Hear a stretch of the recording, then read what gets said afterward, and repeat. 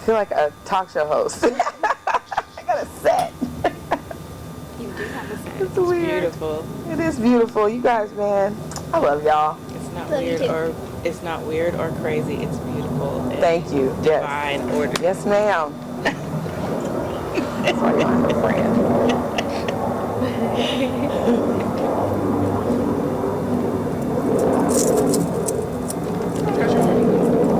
Feeling good? I should have on black background music, Send huh? it to me. Let's do that. That will make me feel more comfortable. Yeah, Omitosin, that's her thing. I got disco Yeah, vibes. Omitosin, that's her thing. Not Not I Maxwell. feel so good out here. It's Like right. I feel so good. Yay! I'm so glad. The evolution of gathering. Why is Maxwell skipping? Maxwell's not even on my phone. Okay. Because Maxwell's only supposed to be played on CD and you know better. That's so real. Are we live? Oh, I didn't know. You're supposed to tell me these things. I'm just trying to cue up this You're background music.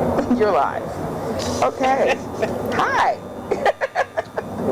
I am queuing up the music because I didn't know we were live. But it's all good. Oh, this has been playing this whole time. I'm mad.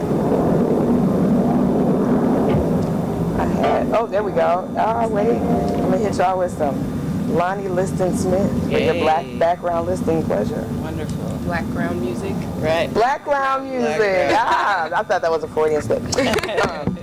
Oh, I have a mic on. My MC, my inner MC wants to come out. Hey. My Omi says, no. Good morning. Good morning. There's one more person that was here than last week. That's good so far. My name is Omitosin. My pronoun is Omi. We have to do this for every Zoom call. Name, pronoun, access needs. Help me, Lexi. The name, pronoun, access needs, and whatever you want to share. So my name is Omitosin. My name is Omi. Yeah, and I'm the best. Y'all remember that? I'm being silly this morning because I feel so good. I feel really, really blessed in my life.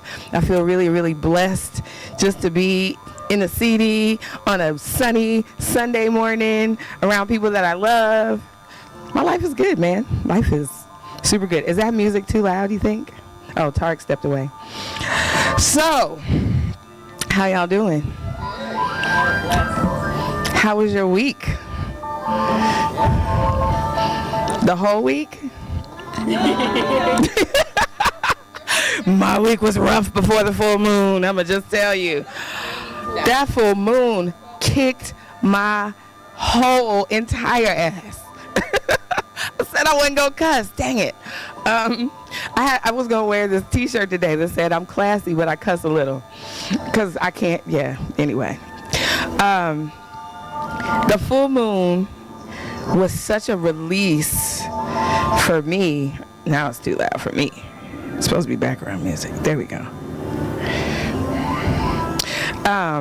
It was a release for me because I got to shed some shit that I have been holding on to, insecurity, self-worth issues, self-doubt, feeling like I wasn't enough, feeling like I was going crazy. Y'all, listen. And then the full moon came, and I was with my partners I didn't realize that we talked on the night of the full moon.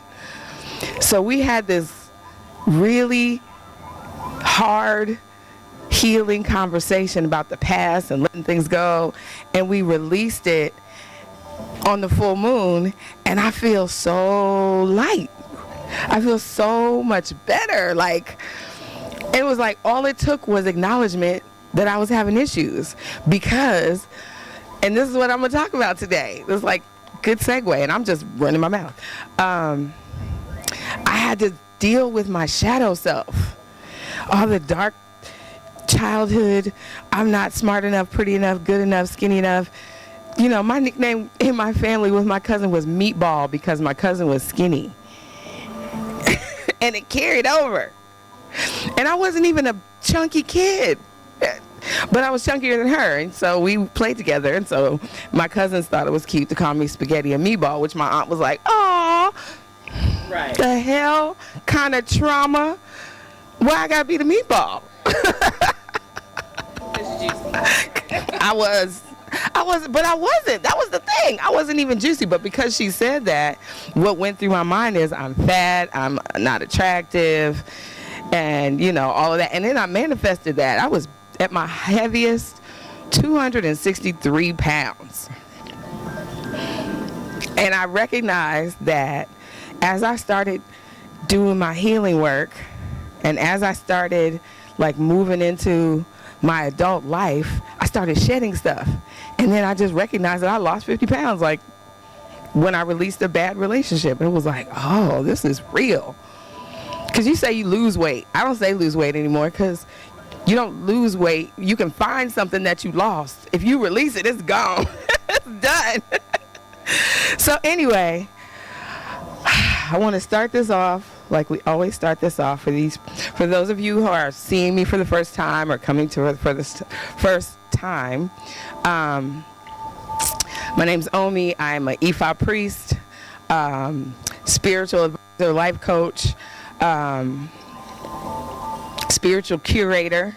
And what that means is I learned in 53 years of life, I have learned all these different healing modalities based on me trying to fix all my bullshit. Damn, I keep cussing. Okay, I give it up. I just let it roll. You just let it roll. Just let it roll. Yeah, so they're expletives. If your children are watching, don't do what auntie do. Do what auntie say.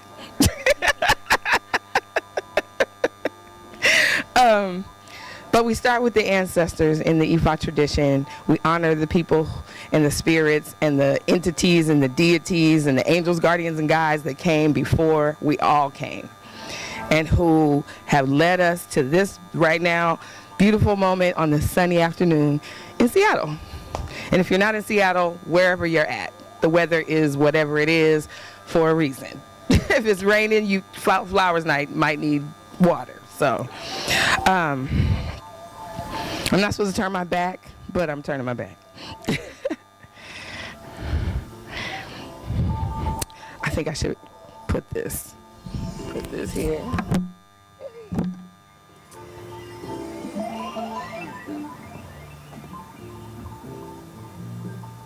Water. I'm gonna use my bottled water. Forgive my hood water vessel. It works.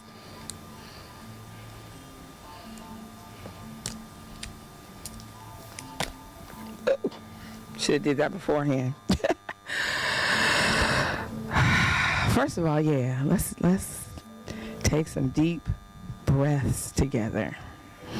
So I can get grounded, so you can get grounded, so we can be in the space spiritually together. All right, let's inhale and gently exhale. Again, inhale really big and gently exhale. And once more, inhale in light, inhale goodness, inhale your blessings, inhale the breath that gives you life, and gently exhale. I give Omi Tutu, Ile Tutu, Tutu Ori, Tutu Egun, Tutu Laroye. We give thanks and praise to all of those ancestors who walk with us, all those ancestors who protect us, all those ancestors whose path we are walking, all those ancestors who we have reincarnated as on this earthly plane, all those ancestors who speak to us in the night, all those ancestors who show us our light side and our dark side, all those ancestors who we try to emulate, who we come through, who we get our personality personalities and spirit from. We give thanks to those who died so that we could be in this space, in this right now moment together. Ashe, ashe, ashe. Ooh. I felt that. Yeah, so I started, when you are having these cleansing conversations and releasing and, fixing your karma, if you will, burning off karma. Let me preface that by saying I grew up, I've always been kind of a light bearer and feeling like I should, always be wearing white and everything I did was good. And as long as I'm smiling and being kind to people and paying it forward and, hugging the babies and all that kind of stuff, that I was going to just be blessed and that I was just going to be, float through my life as a light being. And then I learned that I am super insecure and my ego can get out of control, and that I am traumatized from childhood, and that I have issues with women, and I have issues with not so much men, but issues of abandonment, and and then I had to discover what made me an asshole. Now, I know, that's a strong word, but in OIDSI, the Obafemi Institute for the Divine Study of Ifa, which I'm a priest and a senior priest, there's a class that you take before you can become a priest called Road to Priesthood. And the first class, the first assignment they give you is, how do you know when you're being an asshole? When you had to write an essay. Because you can't know what's good and light and beautiful until you know what's real jacked up. Until you know what things that you do to be petty and messy and angry and violent and, quick-tempered, judgmental, jealous, envious, all the things. Like, you can't teach somebody about how to not be jealous if you don't have jealousy in your body. I'm just saying. Yanla used to say, if you spot it, you got it. She'd stand in front of the class and she'd be telling a story about some foul thing that she did and how she elevated past it. And she was like, I know I am not the only bitch in the room. And she was like, so from now on, if somebody's up here talking about an experience or sharing or whatever, if it's in the room, it's in the room. So raise your hand to acknowledge that is you showing up to yourself in order to heal that thing in you, because you might not even know that you're being a jerk. You might not know, there are things that I say I don't even realize hurt people's feelings, and I'm just talking. I'm like, how's that hurt your feelings? What's wrong with you? Right? I was just playing. But it really, I had to learn to really watch my mouth. And, I slipped, obviously. But I'm trying to be real mindful of not letting my words, because in Ifa, there's a word called Afo Ashe, which I say it all the time. It means your words manifest. And every word is a prayer. So, literally, if you say, I am so sick and tired, and I use this example all the time, you're going to get sick and tired of something. Or literally sick. Words manifest. So, I took notes. I'm going to be all over the place because I have notes and paper and books, and I really started getting into this with myself, right? Because I feel so good, and I was like, okay, me feeling this good means I can look at parts of myself that I don't like without judgment and without beating myself up and without feeling bad about it. Because, when you're depressed and then you start thinking about all your stuff, and then it just goes, it's a spiral to hell. That is hell in its definition. You know, we talk about heaven and hell. Hell is when you are in that pit of depression and frustration, and then you start thinking about all the things you didn't do right and all the things you should have said and all the things that you mistakes that you think you made and things you judge yourself about, and you just, that's hell. Because some people can't get out of that. You know, you get stuck there. You got this loop running in your head like, I'm a bad person, I'm a bad person, I'm a bad person, I'm a bad person. And then you start doing bad person stuff. So, be mindful of the words. So your shadow self, by definition, shadow is the shape of a body coming in between rays of light and a surface. So if you think about that, like metaphysically, like literally, you can see the shadow. Well, y'all can't see it. These people can see it. See, if you were here, sitting with us, you can see the shadows, but you're not here, you're at home, so make up your own shadow. The sun reflecting on something. Was that rude? Sorry. See, I told you, I just be talking.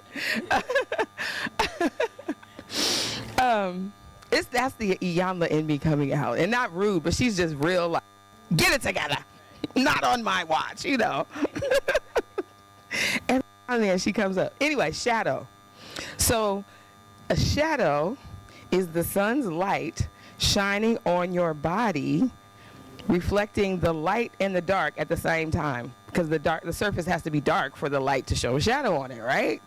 So your shadow self is you trying to get that light that's going to heal all of the dark bullshit that's in your spirit and your body and all the things that you do and say and all of that. So it's hidden aspects of yourself, suppressed emotions, and then shadow work is actually healing those things. So looking at yourself and knowing the things that you do in your spirit. Because I know, look, I'm a very spiritual person, and I have so much, like, abundant, infinite love, right? But every now and then, I get a little petty. Especially if you hurt my feelings with somebody I love. Oh, I'm thinking about the nastiest, pettiest, most gut-butter thing I can say to you to hurt your feelings. You know what I'm saying? Right? And I don't really have a cutting, like some people will say some stuff that will just, and you just bleed out, right? Mine is more like, I'm gonna make you think about the bullshit that you said or did in your life so you can see yourself. I'm gonna make you see yourself in its realness, maybe with a little vinegar on it. You know what I mean? And that's not the way you walk through life. It's just being petty, because pettiness leads to, it's judgment. You know what I'm saying? My nephew, I have twin nephews. My nephew Khalil is the most honest person I know. He will give it to you straight. He don't have no filter. He's a very special, gifted child. Both of the twins are, but he's very in tune with himself. And he was like 4. And we got on the elevator, and this really big woman, she probably was about 450, got on the elevator with us. And he looked at her, and he looked at me, and he looked at her again, and he said, "Why are you fat?"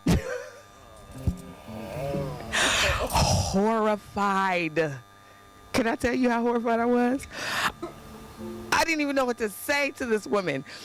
And she was so sweet and endearing, because she stopped, she looked down at him, she said, "Well," she said, "I'm fat because I really like food." And she said, "Do you like food?" And he said, "Yep." She was like, "My advice to you is don't eat too much food and you won't be fat." And that was like, and he was like, "Okay." He wasn't trying to be mean or spiteful. He really wanted to know, like, wow, how'd you get that big, right? And then he said, and then we got off the elevator. He was like, "TT, you're not fat." And I was like, "Okay." And he was like, "You should probably eat more." And this made my whole day. I was like, okay. So, kids don't get, we adults give them that fat is bad. Media gives you that. fat is bad. The pharmaceutical companies give you fat is bad. You need to take this pill. You need to get this stomach stapled. You need to get a lipo. You need to. I got a belly, and there it is.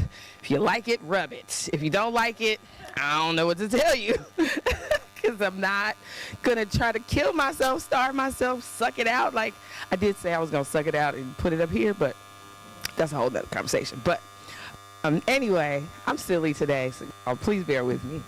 Shadow self. I'm silly because I'm happy. It's a good thing. It's a great thing. So, where'd my notes go? Okay. Oh, I found this little jewel. Something to think about. This says, and this is by Carl Jung, who is a Swiss psychologist who talks about dreams and, other visions and that kind of thing, right? And sleep studies. He studied dreams, but he said, until you make the unconscious conscious, it will direct your life and you will call it fate. That blew my mind. I was like, until you call the, I want to say it backwards. Until you make the unconscious, meaning the thing that's inside you, bring it to the surface, what's above, as above, so below. Is that how that goes? Until you bring it to the surface, it will direct your life, and you will call it fate. It's you will call it fate part that made me be like, oh, that hurt a little. Because it's not fate. I don't believe in fate, really. Because you can manifest anything you want in this life. I am living proof that you can manifest anything that you want in your life. Now, that all depends on how big you think and how big your goals and imaginations are, right? Because, I'm the co-director. Oh, I forgot to give my little shameless plug. I am now co-director of Gathering Roots Wellness and Retreat Center.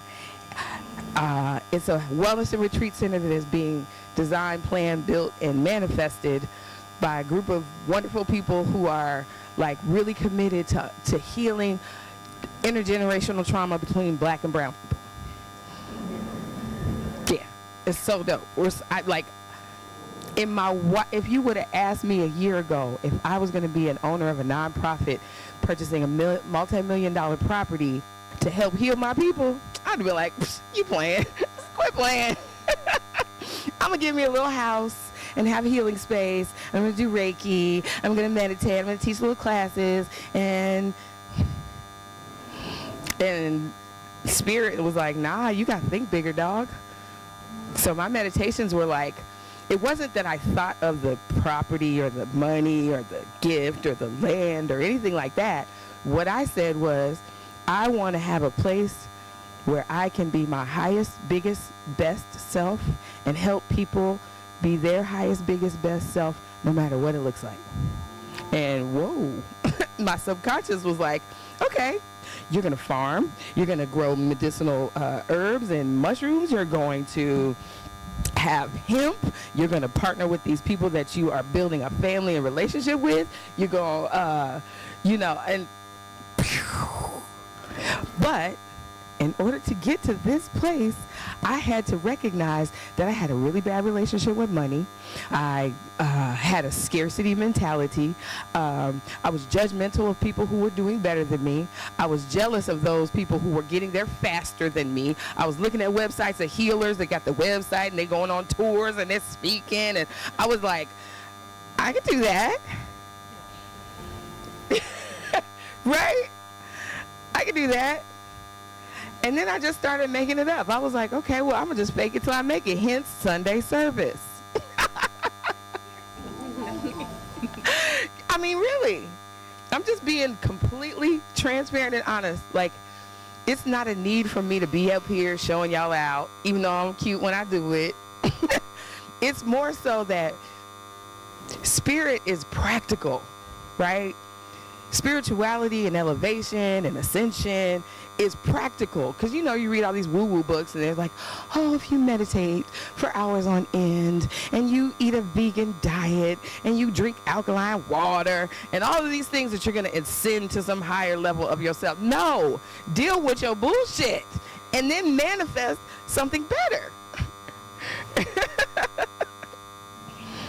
So, until you make the unconscious conscious, it will direct your life and you will call it fate. But you don't know what you don't know until you know it. So all those little criticisms that your friends be like, girl, you talk too much. Girl, it might not be coming from a good place, but you might want to listen.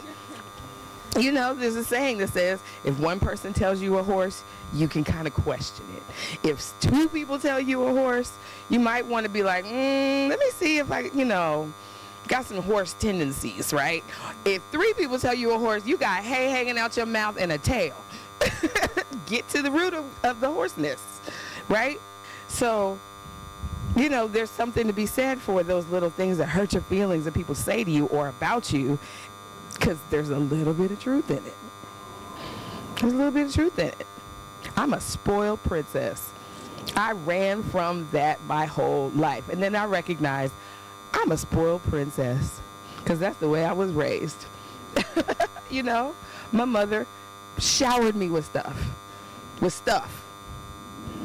She showered me with stuff. She would give and I know she was a giving, loving person. So it came from a pure place, but it was ridiculous because it became manipulation.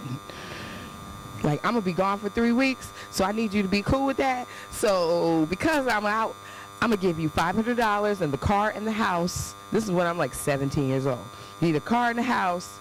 Here's the checkbook for the bills. I'll be gone. Make sure and I had to take care of me and my brother. And we had a housekeeper who came and cleaned up, took care of my brother, then she left at night, and then I kicked it. You know what I'm saying? For 2 weeks out of every month from my 8th grade till I went to college. So I'm super independent. And, like I said, I'm a spoiled princess. So I had to get to the root of that and how that shows up in my life. Shadow work. Princess says, I never look down on people, but I will always have the things that will make me comfortable. If I come to your house and I go to your bathroom and your bathroom is not clean and your toilet looks a little suspect, I'm going to get my own sanitizing wipes out of my purse. I'm going to wipe that thing down. Real talk. Y'all think I'm playing. Or I will coat that thing in a whole bunch of toilet paper because your germs cannot touch this princess behind. I'm sorry. Ew. But I cleaned it up. And, I would, be judging, but not, but not being like, oh, your bathroom is nasty. I'd be like, oh, your bathroom is nasty. I can't use it. Let me clean it up so I can feel more comfortable. Went to Africa, had a backpack with everything you could think of in it. And they laughed at me. My god sister was like, why did you bring all this shit? And I'm struggling with the backpack because it weighs 50 pounds on my back, right? Pepto-Bismol, all the things, right? By day 3, they was asking for something from my bag. You got some allergy eye drops? Of course I do. Which, how about this? At first I thought that was good. I'm being nurturing. I'm caring about people. I'm taking care of them. I realized it was my hustle. It was my way of making them like me and come seek me out. How about that? Because if I have everything you need, you're going to come to me to get it. Right? And then it wasn't on some maliciousness. It was on some, let's be friends. Because when I was a little girl, I was the weirdo kid that saw spirits, was talking to, things in the clouds and all that kind of stuff. And nobody wanted to be my friend. So I learned that in order, from my mother showering me with shit, in order to get love and be accepted, I had to just give you things. Crazy, right? How twisted is that? But that's that deep shadow work.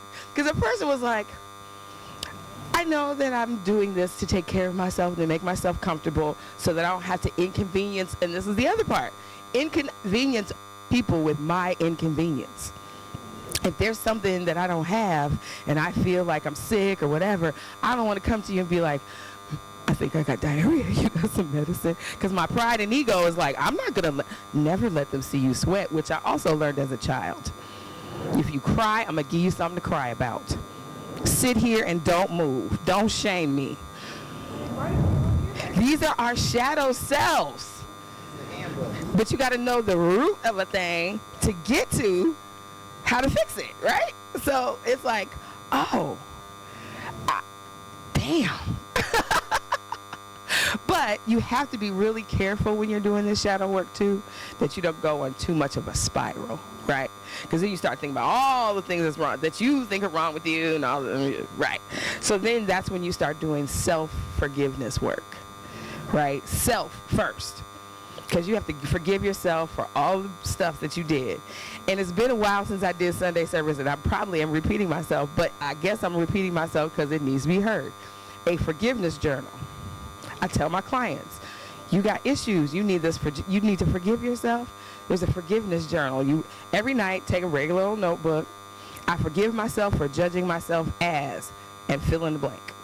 And for whatever thing you was talking about, because we do it every day, right? You have something that you think about yourself like, I'm so stupid. Oh my God, every day there's something. But if you write down those things, write down 7 things. 7 is a divine number, right? And then at the end of that, write 3 things that you appreciate about yourself from that day. And if you do that for you give yourself 10 to 30 days, you'll start to notice you're running out of things to forgive. Because you'll start thinking of the root of why you need to forgive yourself for that. It's and then you start shedding things, which means you start freeing yourself, which means you're shining light on the shadow. I have all these notes. Whoops. So, Carl Jung said, the shadow consists of those parts of ourselves we choose to repress or hide that we don't like. We do that by pushing them down into our subconscious during childhood. That's what I was just talking about, right? Sometimes you don't even know you're doing it, right? And then you have a temper tantrum, like an adult temper tantrum. Well, sometimes you have a child temper tantrum, falling out on the floor, crying and kicking and screaming. Or you have an adult temper tantrum. You cuss somebody out, top to bottom, back to front, say the most mean, wretched things you possibly say to them. That's a temper tantrum. Or you get really, really drunk and use that as an excuse to just be mean to everybody just because you was feeling petty.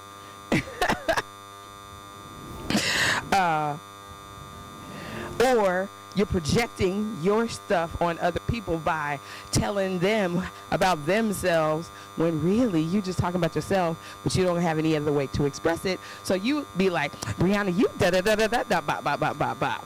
And you da-da-da-da-da-da-da. And all you really are doing is talking to yourself. Talking to yourself.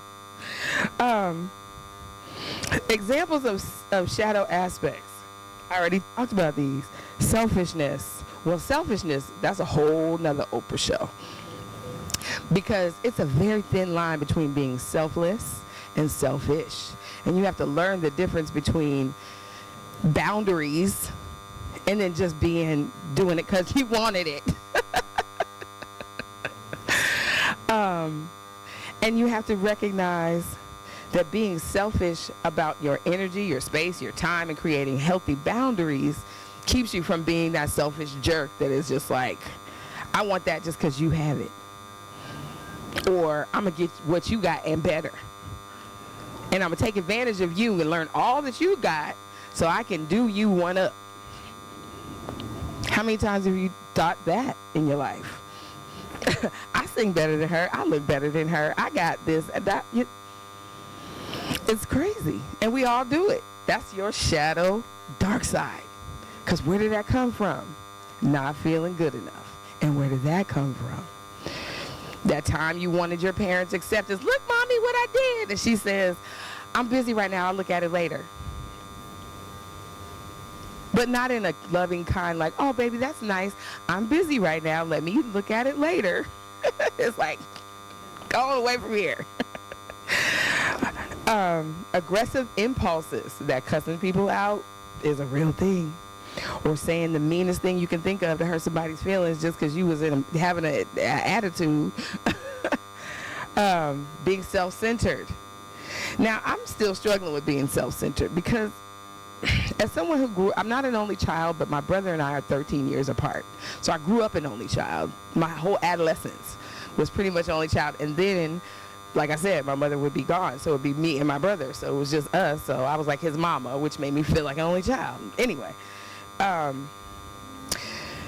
So I'm used to being the center of the family. Like I was the first child, grandchild, great grandchild. So I was the only kid.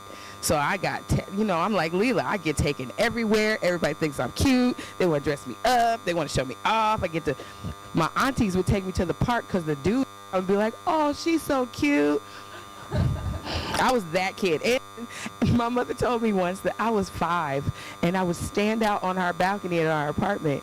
And when men would walk by, I literally would say, my mommy don't got no husband. She's in the house. Yeah, I was that kid. You know what? I wanted my mom to get love.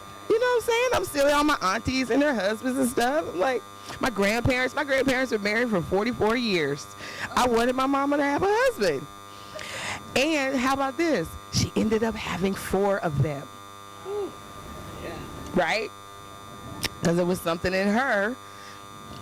You know, my mom was a Scorpio. She was vindictive as hell.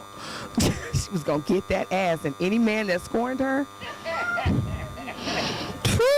please. My father was the first one, And she kept looking for him. And she got me. Because I'm just like my dad. So, self-centered. So, I struggle with what self-centered really means. It's being self-centered or being self-serving. Somebody help me with the difference, because I don't really know the difference. You have anybody? Self-centered is when you focus solely on your own needs, wants, and nothing around you matters but you. Self-serving is to center things in your universe and have you be the leverage point. Aha. Ha So that's your ego. You're serving yourself. Like I said, I had to okay. For y'all that couldn't hear her in the universe land or whatever. Soma said, self-centered is when everything. Let me make sure I heard you right. Everything is all about you, right? Like everything that you do is like, Brianna, I'm gonna take you to lunch because I know you're gonna pay for it. Like that's real. I had an auntie. I knew when I was in college, she lived in the city that I was at, Aunt Lou Charity. And if I was hungry, I would call her and be like, "Oh, Aunt Lou, let's go to eat," because I knew she was gonna pull that wallet out afterwards. That's so horrible. That's shadow self. That was petty as hell. I took advantage of my auntie, but she loved it. Right?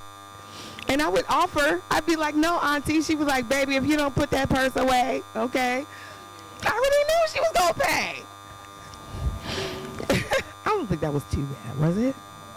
But I mean, that's it served us both. So then self-serving is when the things that you do for self benefit you. I mean, things that you do for other people benefit you first. I'm gonna take you, like we're gonna go to this restaurant and I may pay, but it's only because I want to go to this restaurant. Right. Yes. So that's a good example. My grandmother loved to go to Golden Corral after church.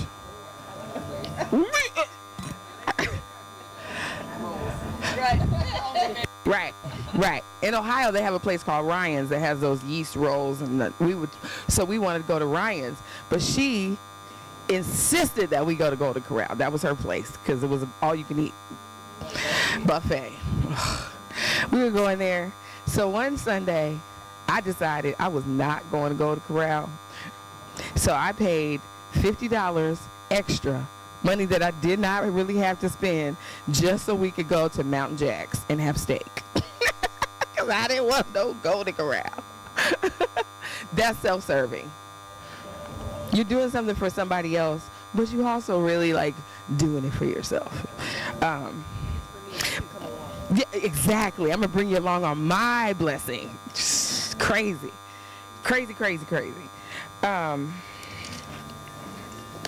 me check my time here. Ooh, we good. We are Gucci on time. Oh, we're not supposed to say Gucci no more. What do we say in places? Gumbo. Oh, we gumbo. You know, I like that southern stuff. We gumbo. Yay. Ooh, Tarek, I just got lipstick on the mic. Sorry. Shameful experiences. Let's talk about shame for a second. Man, listen. I think shame could or could not be the number one thing that people deal with that keeps them in darkness. Shame about something. Shame about, I don't know, shame about being molested. Shame about dropping out of school. Shame about not wanting to go to college. Shame about that thing you stole. Man, I have so many stories. Anybody ever steal money out their mama purse? I stole money. I stole money from my mom's purse because she wasn't gonna give it to me anyway. That was my mind. In my mind, that was it. Like, she wouldn't give it to me anyway. Let me not deal with the conversation or the questions about what I wanted for it. Ain't none of your business what I wanted for. I just want it. I'm not sure yet. Yeah. I need that members only jacket that I saw at what was that store? What was the store that was downtown? No, the one that had all the mustard yellow and maroon and green and no, not JW. Yeah, that's what it is. Not Jeans West. It was I can see the store. All they had was rayon. It was rayon. It was like that 90s R&B button-up flowy shirt era. J. Jacob. That's what it was. J. Jacob. Ooh wee. I need that mustard yellow dress from J. Jacob. But shame. Shame to me is something shame to me is the weight of judgment or perceived judgment. You know what I'm saying? 9 times out of 10, the thing that we are ashamed about, we're only ashamed about it because we were conditioned to believe that we were wrong or bad. And it's somebody else's thing, right? Somebody projecting their shadow on your stuff. You know? And so a lot of, most depression and all that stuff comes from shame.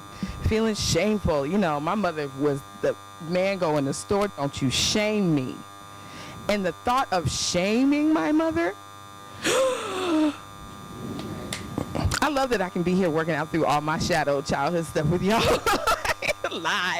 live and direct. Don't shame me. She said that a million times to me in my life. Don't you shame me. When we get in here, don't you shame me. So, me being in my shadow self at 6 years old, told my auntie who tried to give us deep fried chitlins and say it was chicken, I was like, that smells like boo-boo. Like, there's 20 family members at the table. This smells like boo-boo. My mom was like, stop that. And she was like, don't, just try. And then she would try to be sweet. She was like, just try it. You might like it. I was like, it smells like boo-boo. It had coating, breading. It looked like beer batter, like chicken. It looked like beer batter fish to me. I remember this like it was yesterday. I was 6 years old. And she was like, Shannon is my birth name. She was like, Shannon, take a bite. Like real quiet. My mom was a Scorpio. She would get you sneaky. She would pinch me under the table. And I'm a Taurus. I'm like, don't pinch me. Right? Which made her even more embarrassed. Because her daughter I had to be buttoned up at all times.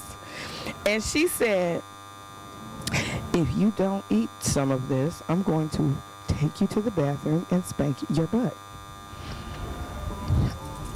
I guess that's what we doing. To this day, not nary a chitlin has ever passed these lips. I took one for the team that day. I was like, and then she was so mad that I opted for the ass whooping that she brought some of them chitlins home. I was like, I was not. I threw that thing away when she went to work because she forgot about it. No. I'm not eating that. It smells like boo-boo. Oh, excuse me for the full moon now. Yeah, man. Don't shame me. Don't do that to your kids. Do not do that to your kids. If you say that was shameful or don't shame me to your children, you're hurting them. Don't do that. Because the worst thing in the world to me was to shame or disappoint my parents. Like, I was a good girl and I did everything right. That's the Virgo in me. Everything was in order. And my mother was like, if you shame me, I'm going to get you. You know, Lexi and I were just talking about how our parents used to do those terrorizing spankings. Like, that was terrorist tactics. To be in the car, you know you acted a fool in the store, you're in the car, and your mom says, I'm going to whoop your ass when we get home. Now it's all on your mind that you're about to get beat down. I know exactly when. Right. When we get home. So you're assuming as soon as we walk in the door, it's going down. My mother would say, get ready for bed. Run the bath, get my pajamas out. She'd be in the kitchen, putzing around, She was like, you don't have to go to bed. Just, put your pajamas on or whatever. She act like nothing ever happened. She buzzing around. She's in the kitchen. She's doing her thing, right? I'm in the bed. I'm in my room sweating. Anticipate, like everything I heard was her coming up the hallway, right? She ain't thinking about me. She's in the garage. She would come up. I know she did it on purpose. She would come up the hallway and stop or go in the other room because my room was at the end of the hallway, or go to the room next to my room just to mess with me. I knew she did it in my childhood mind. She probably wouldn't even think about me. Go to bed. And it would usually happen on a week. If it was on a weekend, go to bed, wake up Saturday morning. Oh, I ain't slept because I'm waiting on her to come in the middle of the night with the belt, because my mom was a belt whooper. And I was like, in my bed, like, everything I heard was her coming. Because she did that once. She came and whooped me up my bed. Because she was like, oh, you thought I forgot. See, all that psychological torture, that's terrible to do to your children. She would wait till the next day when I thought I was in the clear. You don't think I forgot about your ass whooping? Get in the room. Reverential fear. That's on this list. Just the fear that, and it's like, yeah, they want to break you, or, I've heard somebody, I got to break them. Don't break your son. What do you mean break him? He got to know that I'm the boss. He knows you're the boss. He's going to try you. At puberty, when them hormones kick in, little girls and little boys, if you ever watch the show Big Mouth, it's the most disgusting, perverted show on television. It's so bad, but it's so funny. I couldn't stop watching it. It's a cartoon, and it's an adult cartoon, about these kids who are going through puberty. And they don't miss nothing, from like getting pubic hair to starting your cycle to, like, they cover the whole gambit of topics, right? And they have a hormone monster, and the hormone monster kicks in and makes them do all that's their shadow self. Kicks in to make them do the bad stuff, right? Grab her booty, you know you want to grab it. Go ahead, grab it. She ain't gonna say nothing, just grab it. Right? Because you're hormonal, you're like, ooh, booty, right? That's your childhood shadow self. The hormones kick in, you have no control. No control. But then your parents make you feel like shameful. I got molested. And I told the person's mother, and she called me fast. I was 8 years old. She was like, nah, you just fast. Don't. What? Fast? What does that even mean? I'm playing with Barbies. What are you talking about? And I talk about this stuff not in jest, but I've released it because I dealt with it, and the shame of it, and the feeling certain ways about it, and, the judgments that people and I had put on myself about it, and all the things, when really I was really innocent. I wasn't doing nothing but trying to go to sleep, which leads to the sexualization of childhood curiosity. That's a whole nother show. We ain't even talk about that today. But there is a curiosity that children have about their sexual bodies and their parts, and their part don't look like my part. You know, that there's a cartoon with a little boy and a little girl. And he was like, show me yours, I'll show you mine. You know, now we got a whole new show me yours, show you mine, because people are being who they feel their spirit is as opposed to what they were born with. So then that's a whole nother level, right? You know, I have a lovely son named Crimson who helped me through that process and understanding the trans community a little better, and understanding you actually feeling like I'm born with a girl parts, but I'm a boy, and you just manifest it. And there's a manifestation to it. You know what I'm saying? There's no shame attached to that.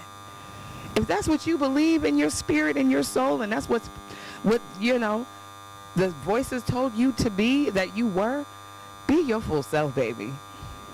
You know, don't let other people push you into being what you don't feel like you are, and what spirit told you that you are. Because God is not some dude that's telling you how to be. Spirit is what you hear, your inner self.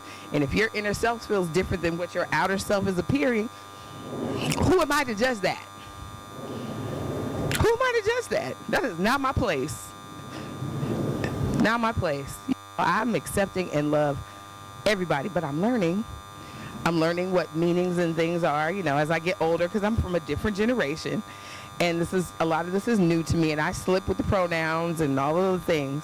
That's why I don't do pronouns, because I might not remember my own. Omi is my pronoun. With love. You can call me he, she, they, them, jackass.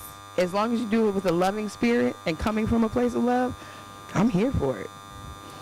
Because a word doesn't mean anything other than what the English people that wrote the dictionary say it means. Anyway, I'm on a tangent. And fear. The last example of your shadow aspect is fear. And we all know about fear. Fear is crippling. Fear is crippling. Fear is the root of shame, judgment, because you're only judging some stuff you don't know. You know what I mean? I love who I love, how I love. Their body parts don't matter, because I'm going to love them anyway. I ain't trying to make a child. I'm 53 years old. I don't care about any of that. You know what I'm saying? And if I want to have a child, I get a man and have a child. Whatever. But, you know, judgment of being queer and judgment of loving somebody that looks like you, or somebody that, you know, looks totally different than you, or loving, you know, it doesn't, none of it matters. I love the spirit and the energy and the heart and the healing of the people that I love. You know, we all on this trajectory to try to be the biggest, highest, best version of ourselves. Despite all of this stuff, I don't care what happened. I don't care what happened in our lives. I don't care. You know, I love who I love. And we would all get to a better place if, one, we get to the shadow self and know why we have these biases and, you know, idiosyncrasies about people, you know, and where their biases come from, all of the stereotypes. And, you know, black people were animals. We were considered animals. I'm not an animal. I'm smarter than the average bear. You know what I'm saying? But to white people, at one time in history in the United States, and hell, globally, because that's how we got here, we were animals. Because we didn't speak their language, and we had darker skin, and we had kinky hair, and we had, or no hair, and we, you know, lived a very simple, holistic, esoteric, natural life. You know? And I feel like, you know, we make judgments about who people are based on those things. I judge white people every time I'm in their presence. I try to work on myself to not feel triggered by it, but I'm judging you thinking you judging me. And it becomes a defense. It becomes okay, I'm gonna get you before you get me, because you're not about to disrespect me. You're not about to, look at me as anything other than a child goddess of the spirit universe, whatever, right? You know what I mean? It doesn't make me better. It just makes me aware, White people will look at me, strong black woman, and feel intimidated. And I'm a marshmallow. I'm a love bug. If you got it for me, I got it for you, right? We have all these notions, and I might have told this story before, but it's such a relevant story in my life. I was in Texas. I lived in Houston, Texas. I went into a bead store. Now, a bead store is pretty much the girliest place you can kind of go, right? There's all these women, all these little old ladies in there to make jewelry, and it was really cute. And it was in this like elderly neighborhood. So it was the place that the little old ladies would go to make their beads and stuff. So I go in there looking for a specific crystal bead. I think it was like ruby zoe rare, and I knew that they would have it, right? So go in the store. The person that's working in the store goes to the back to find it, because it's like he had to find it.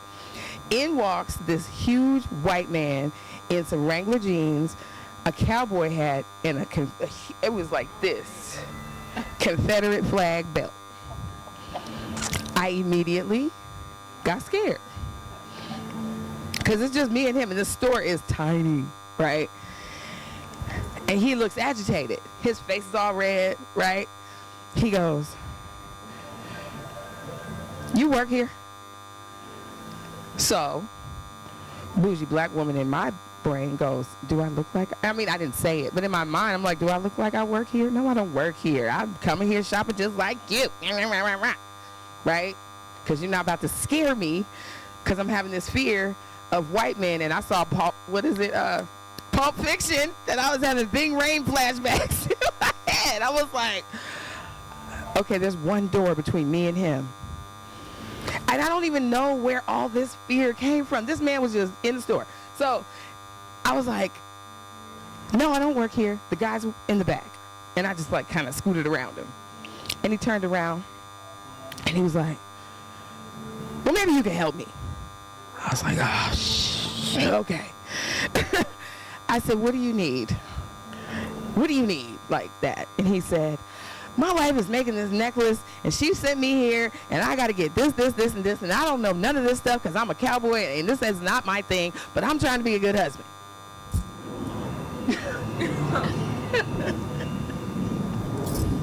Mississippi Burning went out of my head. Pulp Fiction went out of my head. And long story short, I found the stuff for him, because I'm a giver. And he turned out to be super nice. So he said, you're not from around here. He said, you're a Yankee. And I was like, yes, I am. And he said, I could tell. And he was like, I bet you never had any Texas brisket before, have you?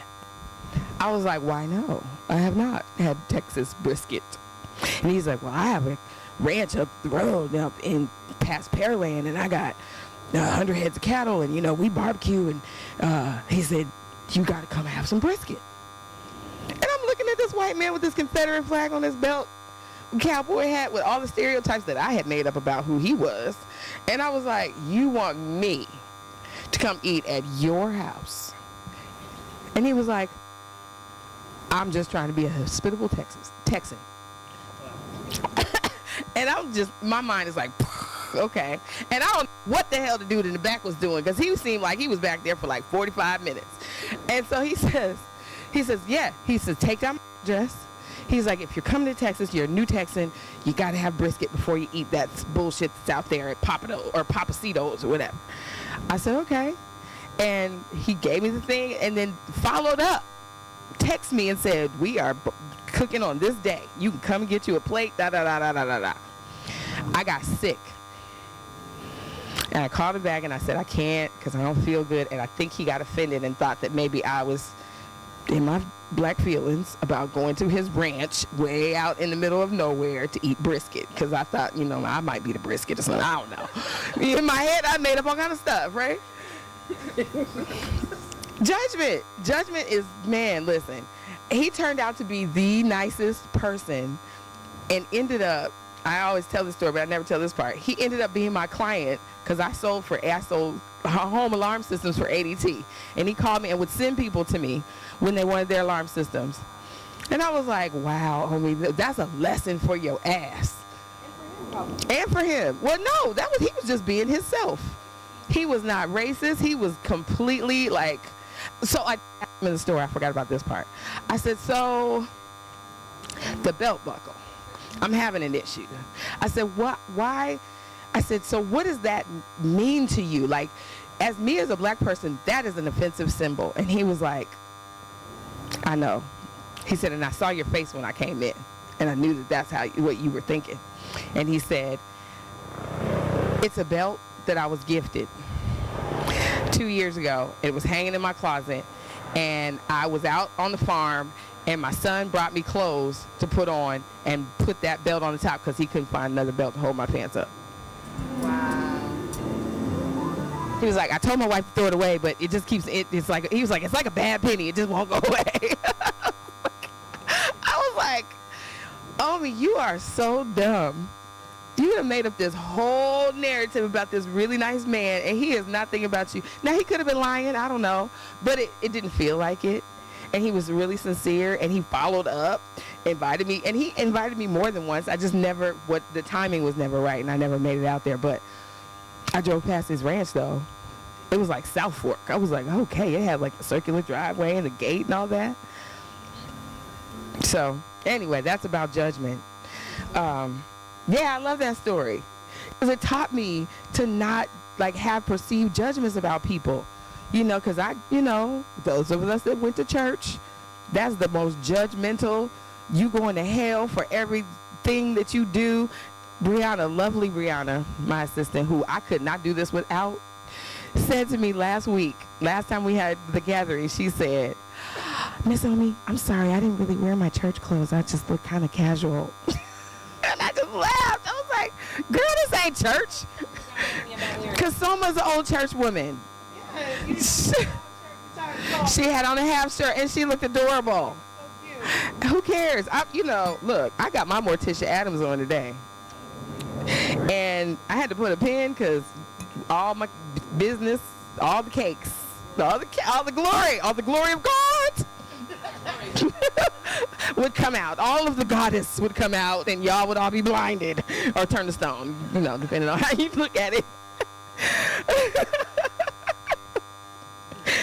Oh, and then I was told, and what? It's beautiful. I was like, oh, okay. Okay. So anyway, behaviors, we all know the behaviors that show up as your shadow self. Criticizing someone else that has your flaws. That's that reflection. Things that I'm rubber, you're glue. What I say about you or me bounces off you and it sticks to both of us because it's the same thing.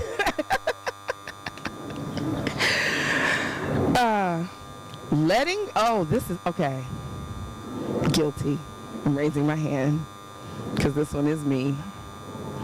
Ooh, I hate it when I out myself. Oh, hush. Letting people know you're entitled. Or the princess syndrome. Like, I'm not. Yes. Oh, yes, Soma. I was going to say, you better raise your hands. Okay. Princess says. It's letting people know you're entitled.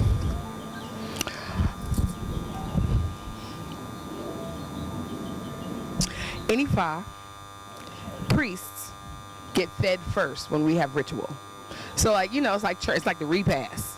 After we do all the spiritual work and the, ceremonies and stuff, there's food. And there is a certain group of women called Sode who actually take care of the priests, right? And they're in charge to know the hierarchy and not the hierarchy, but the order in which to kind of feed the people, right? Because when you go, grandma and them get fed first, then the, kind of adults. Hi, mama. I'm sorry. Then the kids get fed last. And don't be a teenager and jump in the line in front of an elder. Ooh, child, no, it does not work. So, we're supposed to get fed first. I'm a priest, senior priest, been a priest for longer than most in the organization that I'm in. I'm supposed to get fed with my godfather, so to speak, my mentor. Me seeing another priest who may have the same tenure as me get fed first, princess in me goes, I'm the senior priest. I'm supposed to get fed first. You know what I mean? Like, or here's a practical example. You're in your car. Your teenager is driving. Your teenager friend is getting picked up. Me, I like to be driven. So I like to sit in the back if I'm not driving sometimes. But I feel the entitlement if the teenager jumps in the front seat, but I had to be like, excuse me. Okay. You know what I'm saying? That's a practical way to think of that. Like, I'm supposed to be in the front. You know what I'm saying? Like, what is you doing? That's right. You know I'm supposed to sit in the front. Okay, yeah, I feel that. I'm definitely like that about the front seat. Who is you? In a polyamorous situation, everybody has to be equal. So who gets to sit in the passenger side when you're going somewhere? You gotta let down your ego and be like, okay, I'm gonna ride in the back. But I like riding in the back because I feel like I'm driven. I just feel like I'm being driven.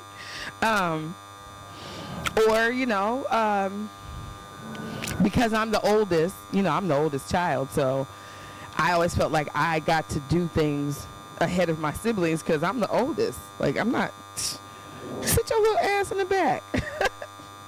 Mama said, I'm the oldest. You know what I'm saying? That's the entitlement thing. And feeling like, as a black woman, I feel like if I'm walking down the sidewalk and white women are walking towards me, this is an example, I'm not moving. You better move around me.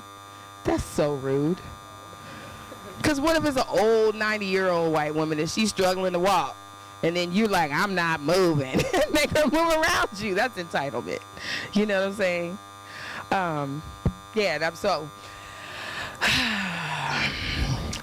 I'm working on my entitlement issues. See me. I am whatever. Another word I want to strike from my vocabulary. It's a hard one. No, just kidding. This is a big one. How many of us play the victim? That victim culture is real.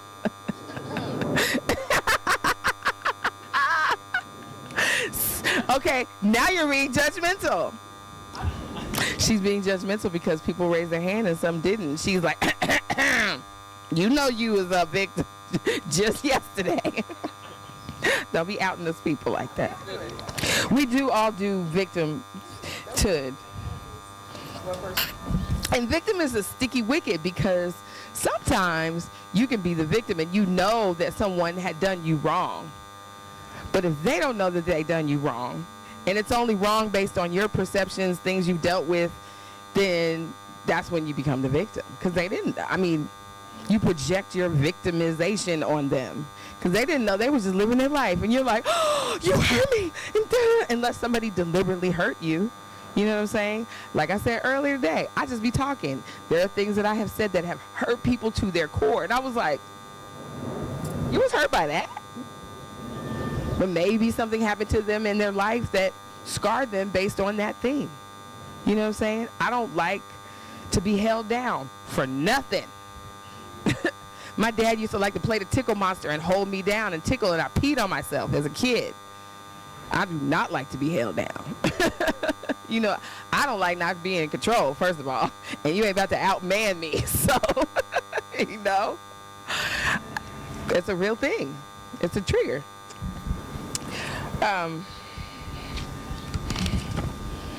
Playing victim. Sometimes playing victim is playing small to yourself and being a victim to yourself. Say that again. Sometimes playing victim means dumbing down or playing small to yourself so that you look smaller outwardly, so you can shrink. This is the shrinking violet syndrome. You shrink yourself. It's a hustle too. Shrink yourself so that you will get more attention, because people don't think you know as much as you do, so they give you more to try to help your ass when you really knew it all along. You just wanted the attention. Sorry. Sorry. These are the things that I think about in my overthinkingness in my brain at night when I can't sleep. Like, am I being a victim? Oh, damn, I did it again. Now I gotta call and apologize. Right. But I'm learning to not beat myself up, because this is how you know that you are healing from all of these things.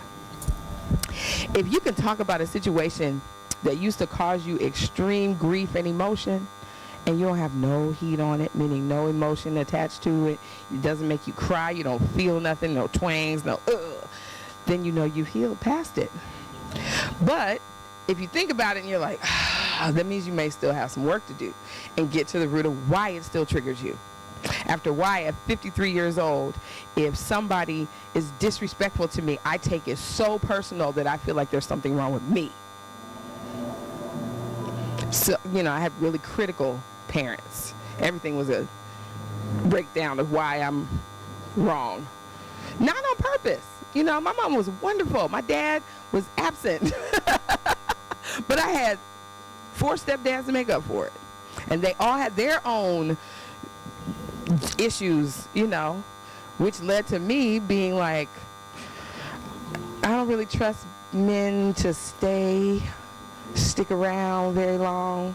They come in, they like me, they shine, and then they be like, your mother's too much for me. I'm going to be out over here. And I never see them again.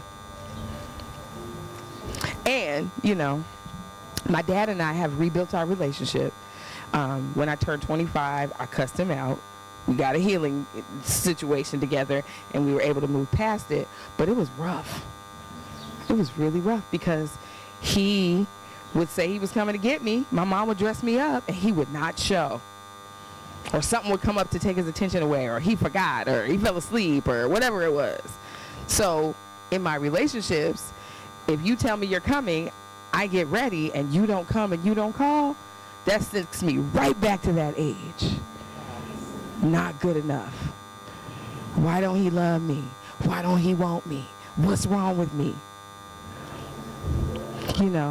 Shadow self. Dig into where that comes from. And then when you recognize when you bring the unconscious to the conscious, you're able to know when it shows up in your relationships. And you have to start paying attention to how you move, right? Self-awareness, knowledge of self sends you to enlightenment or ascension or all the hippy-dippy things that people say. It really just gets you into your God self. Your God self is learning how to deal with all the triggers, all of the things that you heard, all of the shadow things, and being able to shine light on it so you can see where it comes from, so you can say, oh, that was when I was da-da-da-da-da-da-da, and I don't have to be like that anymore because I'm grown, or I'm healed, or it doesn't bother me anymore, or I'm not judging myself based on. So again, forgiveness journal. I forgive myself for judging myself as bad, as dirty, as fat, as lazy, as whatever. Gets it out of you onto the paper, and then you can burn it if you want to release it. I release that into the universe, and I am going to really try my best not to go back there. So from a metaphysical perspective, the shadow self is the ego. Same thing, different word. And ego doesn't look like somebody that's arrogant all the time. Because in my mind, Beyonce, got a big ego. You know that song? And she's bragging about, she walks like this because she can bag it up. You know what I mean? That's kind of arrogant. That's the song that I play when I'm feeling worthless. I rock that song because I'll be like, yep, I got an ego. I walk like this because I can back it up. Right? But I lost the whole train. Beyonce came in my head. I lost my whole train of thought. Shadow self is your ego. Shadow self is your ego. Thank you. That thing that you judge yourself, and like we said, the base of that is shame and judgment and fear. The biggest word of all is fear. So in the metaphysical world, your solar plexus governs your will, your ego, your self-worth, your self-esteem. The color of that chakra is yellow, which is my favorite color because that's the biggest area in my life that I've had to struggle with. So I wear yellow. I got yellow. I keep yellow in my life because, one, it's a happy color. It makes me feel good, and I feel bright and shiny. Shiny is my nickname. I like it. I ain't always used to be shiny, that's for sure. And so there are tools that you can use to activate your solar plexus. One, meditation. Doing the I am affirmations and all of the things that I am light, I am love, I am abundance, I am prosperity. And those things sound woo-woo, but those words really work. Abundance doesn't mean I have a lot of money. Abundance means I'm abundant in love, in all of the things that I want to manifest in my life come in abundance. The bag. The bag. Your bag. You know what I'm saying? My bag is big as hell. And I'm trying to make it bigger for the purpose of helping other people get their bag. You know, I want all of us to eat, as they say. You know, I want all of us to be abundant and prosperous and, you know, like live our dream. I'm living my dream right now, and I'm so grateful and thankful and feel so blessed and happy. My relationships are coming together. Part of my other shadow self was I had to deal with my mama issues, which meant I had to clean up my relationships with women, which in Ifa is the great mothers or the Iyami. And we have this, I told you about the women that take care of the priest called Sode. Part of the covenant of Sode is cleaning up your relationships with women so that the great mother spirits will bless you. You know, it's not about just giving an offering or having a goddess party or learning about your yoni and, you know, all the yoni. No. How's your relationship with your mama? How's your relationship with your aunties? How's your relationship with your girlfriends? How are you connecting with the divine feminine in yourself and other people? That's how you get, you know, that's how you tap into fixing that little girl in me that needs nurturing. You know what I'm saying? I know that if I'm cranky as hell when I don't eat. Oh, hush. Because I'm one a day eat people. If I haven't eaten, and my cranky, I try not to be mean cranky. I'm more emotional cranky, and I'm just like, let me just sit here and breathe deeply so I don't go off and say something I didn't mean, or my nose get to flaring. You know, I got a nose ring right here because I'm towards the bull. That bull comes out, I'd be like, it's real. It's so real. But, you know, being able to cool and calm that energy down myself before I go blah and project it on everybody else, that's when you know you healing. That's how you open up that solar plexus chakra and do those I am statements to manifest all of the things in your life that you want. My sister Soma is trying to manifest some things in her life. So she put on the shirt that has the name of the place, I ain't gonna say it, that she's trying to manifest in her life. They're simple. Like these things are super simple. This healing stuff sounds real deep, but it's real simple. You just have to have the fortitude to like not back down from yourself and be like, you know what? I'm about to get this bag. And like think about it, and you know, God meets you at the point of action, because you can't say, ooh, I'm gonna get this bag. You can be on the couch not doing anything, watching TV, unless you let TV inspire you. Before I come on here, I watch Iyanla. I put Fix Your Life on because that is my master teacher, and she changed my life. I will always sing her praises. People say what they want. But I watch her show, and it encourages me to remember the things that she taught me about my ego, shadow self, how to fix it, what modalities to use, little, tactics, because she's one of those people that keeps spirituality practical. You know what I'm saying? And not beat you up for being who you are. She has the most ratchet people on her show sometimes. I'll just be like, you are so angry. They're so angry at themselves, and they just be, just damaged and traumatized. God bless her, because she can get with them and break them down and build them right back up. That's what I aspire to be. Thank you, Mama Iyana. Before I do that, I gotta do that to myself. I'm just about there. Just about there. Still got some things to work through, and so does she. I have seen her cuss. Woo! You do not want an Iyana cussing out. Because Rhonda, her real name is Rhonda. I'm sorry, Iya, I'm just like outing you. Her name is, she'll tell you. I ain't saying nothing she didn't say on TV. Rhonda will come out, and Rhonda will read you, and she's a lawyer, so she cuts deep. Y'all seen her, not on my watch. She get in their face. She don't care if it's man, woman. He could be 400 pounds and 6'10". What?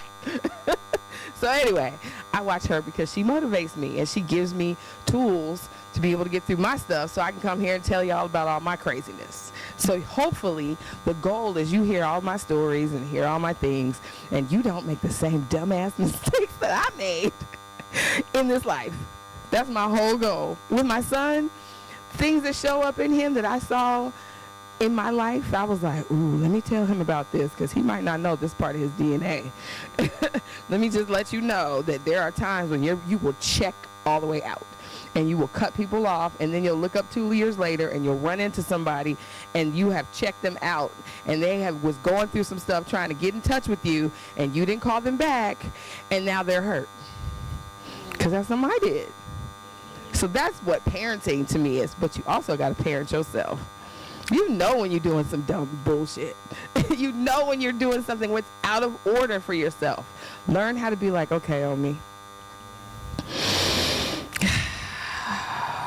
why are you playing the victim in this conversation? You know that you were just as guilty as doing whatever it was that got y'all to this place. And then be like, okay, I'm sorry. I ain't mean it. You're right. You're right. Ooh, that's so hard to say. It is so hard to say, you're right. Because we do not want to be wrong. And Ifa, there is no right or wrong. There just is. Just is means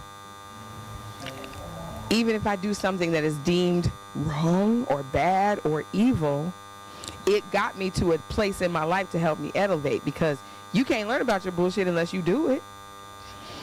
And you don't know what it is because it's based on your childhood. It's based on something you had no control over learning, that you ingrained in yourself and you carried with you until you became adult and started like doing dumb stuff.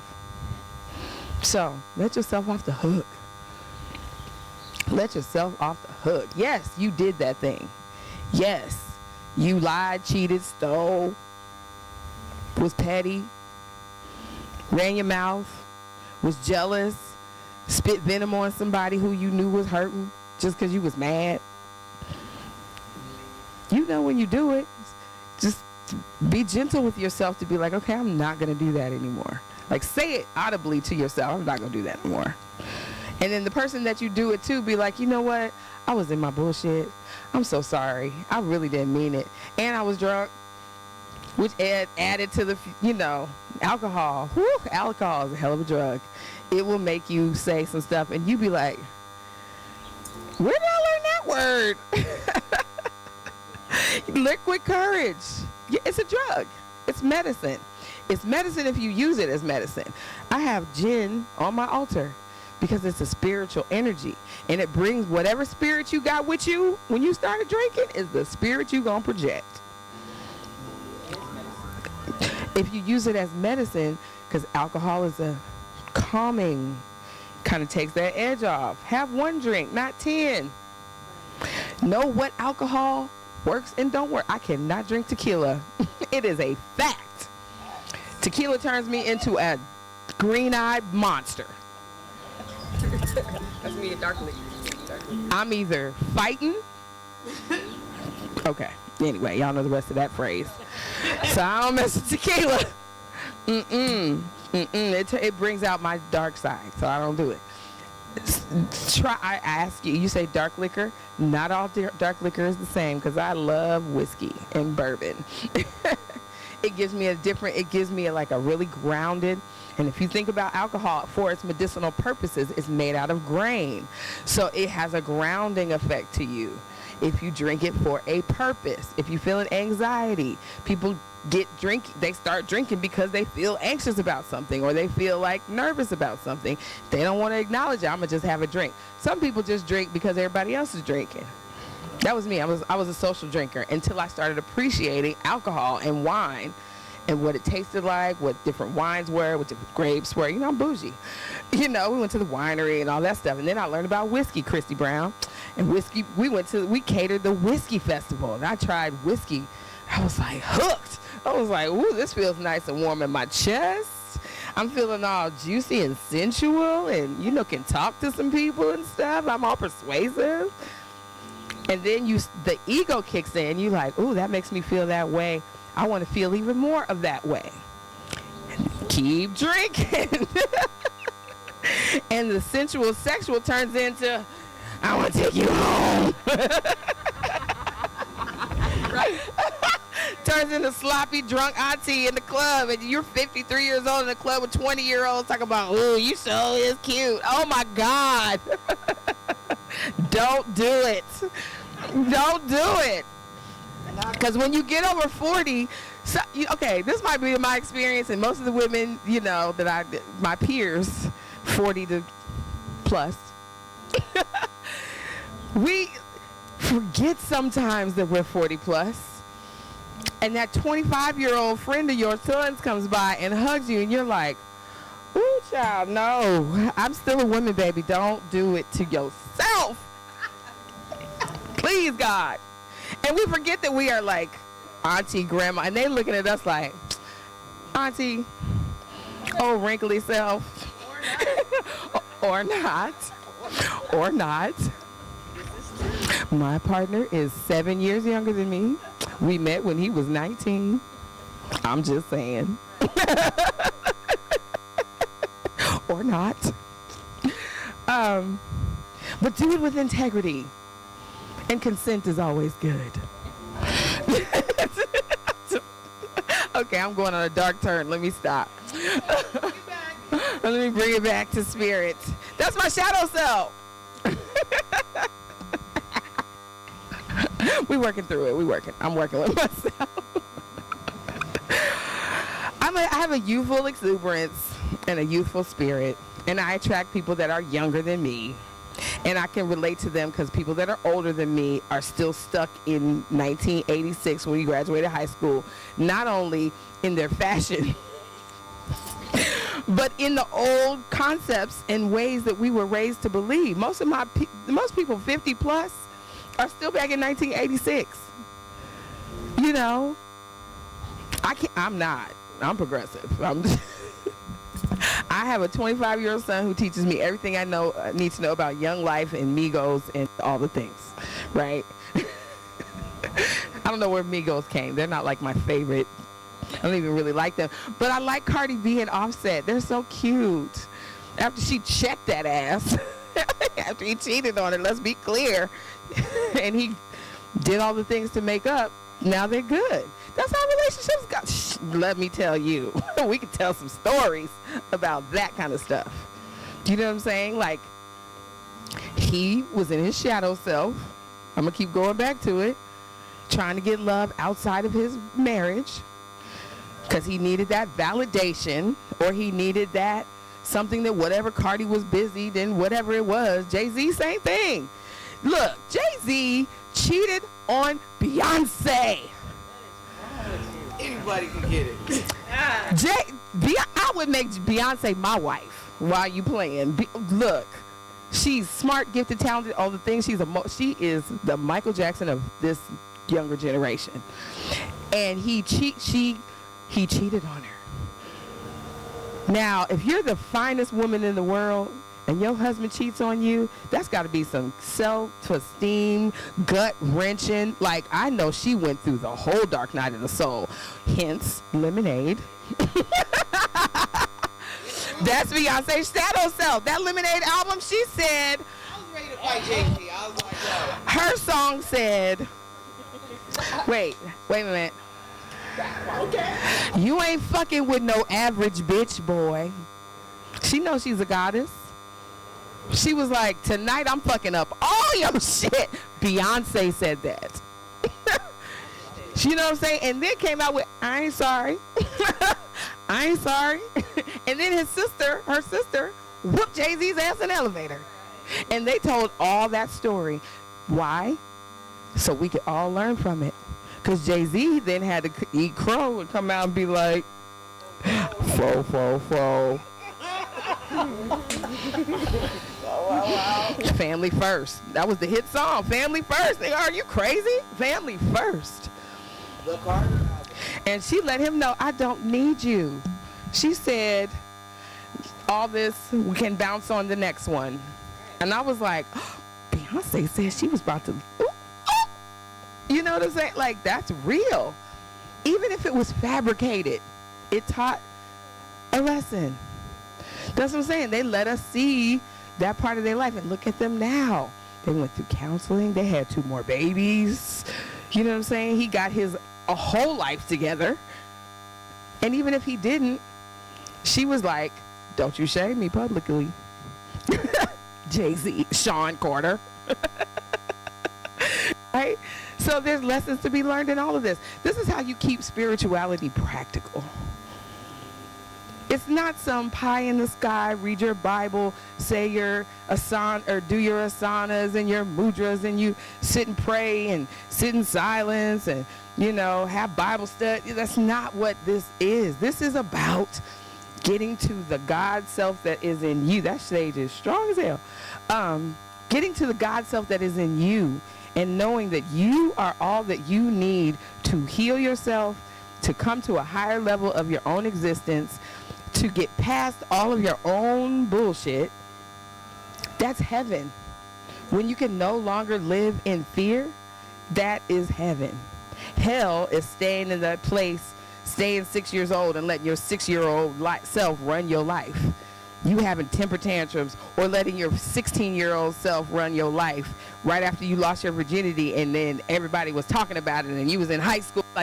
We go back to those things that scarred us. First traumas, right? In high school, I was a weirdo. But I'm in every yearbook picture. But those white people were like, how are you in every yearbook picture? I was like, because I was on the yearbook staff. Who you think was taking the pictures? I'm going to make sure I'm in all of them, even though I felt like the outcast. It looked like I was the most popular girl in school. You know, because my ego needed that. Craziness. And that shows up in my need for attention, my need to be seen, my need for validation, my need for, you know, all of that. That's how you start to heal the shadow self, shining light to these things, meaning acknowledging that you have them. You can't fix nothing if you don't say that you got it.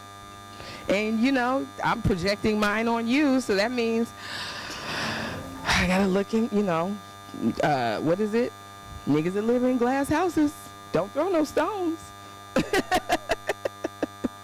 So, solar plexus. In order to fix this, you want to do solar plex work, which I had these little cards because I was trying to carry around all these crystals, and I'm not the strongest person in the world, so I was hurting my back. So now I have these lovely cards that have crystals on them.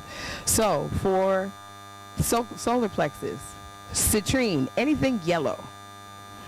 Citrine, this says bring in the light. It's also a money stone. It attracts money energy. It's an abundance stone. I tuck them in my bra, and I also have little pouches I carry. I got crystals everywhere. Tiger's eye. Overcome your fears. Tiger's eye, and I'll put these on the gathering Facebook page. Tiger's eye is a protection stone. Eye of the tiger. It's kind of literal, figurative, whatever. But it is an energy. It creates like a force field, a literal energetic force field around you to keep darkness out. It's a very masculine stone too, so it'll bring up your more masculine energy if you wear it for too long. So don't get aggressive, because that's also the solar plexus where you're trying to flex on people, right? Because you're not getting your way. You're like, I'm gonna get my way by hook or crook. I'll either be self-centered with it or I'll be self-serving with it, but either way I'm going to get my way. Golden healer quartz. This one's kind of hard to find. They have it at the Vajra in Seattle, if you're in Seattle, but golden healer quartz is a road opener stone. So if you're trying to manifest some stuff in your life, carry a piece of this around. And here's a little juju for you. When you get to a crossroads, because the spirit of Eshu, the spirit of the crossroads, sits literally at the crossroads and is the door opener for all of your manifestations to come to pass, right? Drop 21 pennies at a crossroad and pray for what you want. And don't stop. Just keep going. Like I'll take 21 pennies when I'm driving, and I've gotten out of the habit. I really got to get back to it. I used to do it religiously. I had a cup of pennies. 21 pennies, count them out. When you get to the middle of an intersection, just drop them out the car window and pray for Eshu to open the way for whatever you're trying to open the way to. I also say the prayer that I am paying a toll. I'm paying a toll for the ways for my life and blessings to be open. I'm paying the toll for myself. I'm paying the toll for those who don't know that they need to pay a toll. And I'm paying a toll for those who don't have it to pay. And I say that's paying it forward, like opening blessings for other people. And then you're opening up your own energy to have the things that you're praying for manifest. And if you do it on why did I say that word? Ritualistic, consistent way, then you'll start to notice that things are starting to manifest. This is not a solar plexus stone, but it's really good at lightening your energy when you're feeling that heaviness. Angel aura quartz. So it's clear, but it has like little reflective mica on it. See? So that lightens your energy and connects you to the angelic energy in the universe. I do too. And then carnelian. Carnelian is a tricky stone. It can be for the solar plexus or for the sacral. It's for the lower chakras. But carnelian is your creativity stone, but it also gives you the confidence to carry through all the things that you're creating in your life, so you can carry that out. And then last I picked up selenite. I have them. Yeah. You can get these really, really cheap. These clear your energy field. You just kind of sweep yourself with it, keep it in your house. Any stone's energy that you want to amplify, set it on top of the selenite, and it multiplies the energy out, because this stone, I want to say it has lightning energy in it, so it amplifies electricity and energy out. Let's see. We got time for a quick meditation. I hope y'all got something from this. I just feel like I be over here just running my mouth. I'm so super grateful that the people that showed up. And look, I'm gonna tell y'all, in TV land, YouTube, Facebook, whatever land, you should come down here and be in this energy. Look, they made me a set. I feel so honored that, like, they were like, "You gonna be outside?" I was like, "Oh, I actually like this." We got somebody on the live from Kenya right now. From Kenya. Welcome. Hi, Shimano from Kenya. Isn't it like midnight there or something?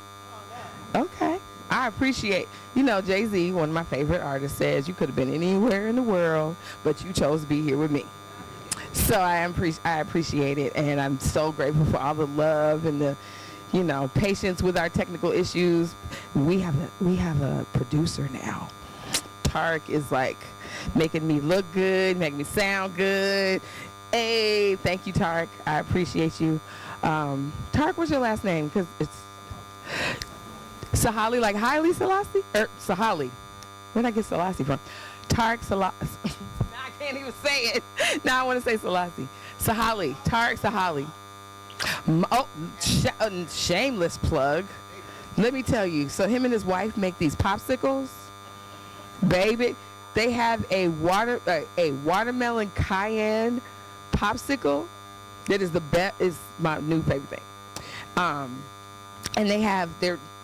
You want to give your own shameless plug about the popsicles? Mine pop popsicles, right? Frozen offerings, novelties. Mine Pop's frozen novelties. Yes, look for them at the pop-ups. Look at them at the street fairs and like Wanawari. Find them on Instagram. They have an Instagram. You have to try these because they're like really sweet but not sugary. Like, you know, I like bomb pops from as a kid. But this watermelon spicy situation, super good. And, you know, I could eat like 10 of them and be okay because they're made with juice. Meditation. So this is at the portion where, if you was here, what happens at the gathering stays at the gathering because they